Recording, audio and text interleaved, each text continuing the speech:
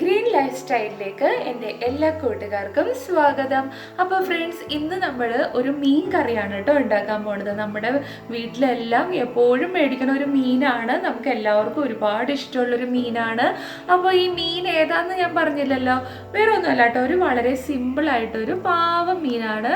നമ്മുടെ ചാള എന്ന് പറയും, പിന്നെ മത്തി എന്ന് പറയും. അപ്പോൾ നമുക്ക് ഇന്ന് നമ്മൾ ഉണ്ടാക്കാൻ പോണത് നമ്മുടെ പീര പറ്റിച്ച ഒരു കറിയാണ് നമ്മൾ ഇന്ന് ഉണ്ടാക്കാൻ പോണത് കേട്ടോ. അപ്പം മത്തി പീര പറ്റിച്ചതെന്നൊക്കെ പറഞ്ഞാൽ എല്ലാവർക്കും ഒരുപാട് ഇഷ്ടമാണ് കേട്ടോ. അപ്പോൾ നമുക്ക് ഈ മത്തി പീര പറ്റിച്ചത് എങ്ങനെയാണ് ഉണ്ടാക്കണമെന്ന് നോക്കാം. അപ്പോൾ അതിന് മുന്നേ ആയിട്ട് ആദ്യമായി എൻ്റെ ചാനൽ കാണുന്ന കൂട്ടുകാരുണ്ടെങ്കിൽ ചാനൽ ഒന്ന് സബ്സ്ക്രൈബ് ചെയ്യണം. സബ്സ്ക്രൈബ് ചെയ്യുമ്പോൾ ആ ബെല്ലൈക്കൺ അമർത്തി ഓൾ ഓപ്ഷൻ കൂടി ക്ലിക്ക് ചെയ്യണം കേട്ടോ. എങ്കിലേ ഞാനിടുന്ന എല്ലാ വീഡിയോസിൻ്റെ നോട്ടിഫിക്കേഷൻ നിങ്ങൾക്ക് വരികയുള്ളൂ. അപ്പോൾ നമുക്ക് ഈ മത്തി പീര പറ്റിക്കുന്നത് എങ്ങനെയാണെന്ന് നോക്കാം. ഞാനിവിടെ 1 കിലോളം ചാളയാണ് കേട്ടോ എടുത്തേക്കണത്. അപ്പം നമുക്ക് വേഗം തന്നെ ഇതൊന്ന് വൃത്തിയാക്കി എടുക്കാം. അപ്പോൾ ഇത് മൊത്തം ഞാൻ എടുക്കണില്ല പീര വറ്റിക്കാൻ, ഇതിൻ്റെ പകുതി ചാള നമുക്ക് എടുക്കാം കേട്ടോ. അപ്പോൾ ഇതേ ഞാൻ മീനെല്ലാം വൃത്തിയാക്കി പകുതി എടുത്തിട്ടുണ്ട് കേട്ടോ. ഇനി ഇതേ ഇവിടെ 2 ചെറിയ മാങ്ങ എടുത്തിട്ടുണ്ട്. ഇതൊന്ന് നമുക്ക് വൃത്തിയാക്കി കഷ്ണങ്ങളാക്കി എടുക്കാം. അപ്പോൾ ഇതേ ഞാൻ മാങ്ങയെല്ലാം വൃത്തിയാക്കി കഷ്ണങ്ങളാക്കി എടുത്തിട്ടുണ്ട് കേട്ടോ. ഇനി ഇതേ ഞാനിവിടെ ഒരു 1/4 മുറി തേങ്ങ ചിരകി എടുത്തിട്ടുണ്ട്. 3 വലിയ പച്ചമുളകും കുറച്ച് വേപ്പിലയും എടുത്തിട്ടുണ്ട്. ഇനി ഈ ജാറിലേക്ക് നമ്മൾ ചിരകിയെടുത്ത തേങ്ങ ഇട്ട് കൊടുക്കാം. ഇതിലേക്ക് നമ്മൾ എടുത്ത് വെച്ചേക്കണ പച്ചമുളക് ഒടിച്ച് ഇട്ട് കൊടുക്കാം കേട്ടോ. പിന്നെ ആ വേപ്പിലയും കൂടി ഒന്ന് ഇട്ട് കൊടുക്കാം.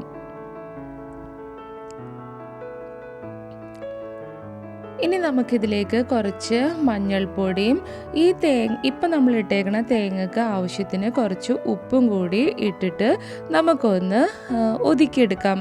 ചെറുതായിട്ടൊന്ന് ക്രഷ് ചെയ്തെടുക്കാം. അധികം അരയാൻ പാടില്ല കേട്ടോ. ഒതുക്കിയെടുക്കണം എന്നൊക്കെ പറയില്ലേ, അപ്പോൾ അതേ ഞാനിവിടെ തേങ്ങ ഒതുക്കിയെടുത്തിട്ടുണ്ട് കേട്ടോ. ഇനി ഞാൻ നമ്മുടെ ചാളയുടെ ഒപ്പം കുറച്ച് വെള്ളം ഒഴിച്ച് അടുപ്പത്ത് വെച്ചിട്ടുണ്ട്. ഇതിലേക്ക് നമ്മൾ കഷ്ണങ്ങളാക്കി അരിഞ്ഞെടുത്ത മാങ്ങ ഇട്ടിട്ടുണ്ട്. അപ്പം ഞാൻ ആ മാങ്ങ അണ്ടിയും കൂടി ഇട്ടിട്ടുണ്ട് കേട്ടോ. അപ്പം നിങ്ങൾക്ക് വേണമെങ്കിൽ മാങ്ങ അണ്ടി മാറ്റാം. പിന്നെ ഞാനിതിലേക്ക് 2 വലിയ പച്ചമുളക് 2 കീറി ഇട്ടിട്ടുണ്ട്. മുളകെല്ലാം നിങ്ങൾക്ക് എരിവിന് ആവശ്യത്തിന് ഇടാം കേട്ടോ. ഇനി നമുക്ക് ഇതിലേക്ക് ചാളക്ക് ആവശ്യമായിട്ടുള്ള ഉപ്പ് ഇട്ട് കൊടുക്കാം. അപ്പം നമ്മൾ തേങ്ങാപ്പീരയിൽ കുറച്ച് ഉപ്പ് ഇട്ടിട്ടുണ്ട്, അതെപ്പോഴും ഓർക്കണം. അതനുസരിച്ച് ചാളക്കും ഈ മാങ്ങക്കും ഒക്കെ ആവശ്യമുള്ള ഉപ്പ് നമുക്ക് ഇതിൽ ചേർത്ത് കൊടുക്കാം. എന്നിട്ട് നമുക്ക് ഇങ്ങനെ ഒന്ന് ഇളക്കി കൊടുക്കാം കേട്ടോ. അപ്പോൾ ഈ സമയമെല്ലാം നമുക്ക് തീ കൂട്ടി തന്നെ വെക്കണം അടുപ്പിൽ. അപ്പോൾ ഇടയ്ക്കിടയ്ക്ക് നമ്മളിങ്ങനെ ഒന്ന് ഇളക്കി കൊടുത്തുകൊണ്ടിരിക്കണം. എങ്കിലാണ് നമ്മുടെ ഈ മാങ്ങാണ്ടിയൊക്കെ ഉണ്ടല്ലോ, അതൊക്കെ നന്നായിട്ട് വേവണമെന്നുണ്ടെങ്കിൽ നമ്മളൊന്ന് ഇടയ്ക്ക് ഇളക്കി കൊടുക്കാം. അപ്പോൾ ഇപ്പോൾ ഇതിന് തിള വന്ന് തുടങ്ങിയിട്ടുണ്ട്. അപ്പോൾ തിള വന്നു കഴിഞ്ഞാൽ നമുക്ക് തീ സിമ്മിലിട്ടാൽ മതി കേട്ടോ. അപ്പോൾ ഇനി ഇടയ്ക്കിടയ്ക്ക് നമുക്കൊന്നിങ്ങനെ ഇളക്കി കൊടുത്തുകൊണ്ടിരിക്കാം, കാരണം നമ്മുടെ ഈ വെള്ളം ഒന്ന് വറ്റി വരണം. അപ്പോൾ അധികം വെള്ളം നിങ്ങൾ വെക്കരുത് കേട്ടോ. ഇത് വേവിക്കാൻ വെക്കണ സമയത്ത് ചാളയുടെ ഒപ്പത്തിനേ വെള്ളം വെക്കാൻ പാടുള്ളൂ, അധികം വെള്ളം ആവാൻ പാടില്ല. കാരണം നമുക്ക് ഇതായി വരുമ്പോൾ ഇതിൻ്റെ വെള്ളം നന്നായിട്ട് വറ്റി വരേണ്ടതാണ്. പിന്നെ ഇത് ഇതുപോലെ മാങ്ങാണ്ടിയൊക്കെ നിങ്ങൾ ഇട്ടിട്ടുണ്ടെന്നുണ്ടെങ്കിൽ അതൊന്ന് തിരിച്ചും മറിച്ചും ഒക്കെ ഒന്ന് ഇട്ട് കൊടുക്കണം കേട്ടോ, ഒന്ന് വേവാനായിട്ട്.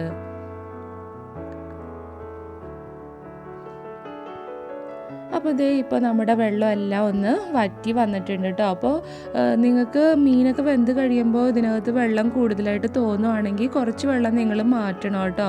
കാരണം അധികം വെള്ളമായിട്ട് ഇരുന്നാൽ നമുക്ക് ഈ കറി റെഡിയാക്കാൻ പറ്റില്ല. അപ്പോൾ അതുകൊണ്ട് കൂടുതൽ വെള്ളം തോന്നുവാണെന്നുണ്ടെങ്കിൽ നിങ്ങൾ കുറച്ച് കോരി മാറ്റണം.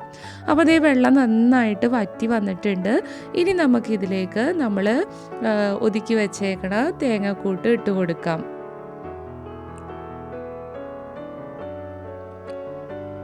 ഇനി നമുക്ക് ഇതിലേക്ക് കുറച്ച് വേപ്പിലയും കൂടി ഇട്ട് കൊടുക്കാം.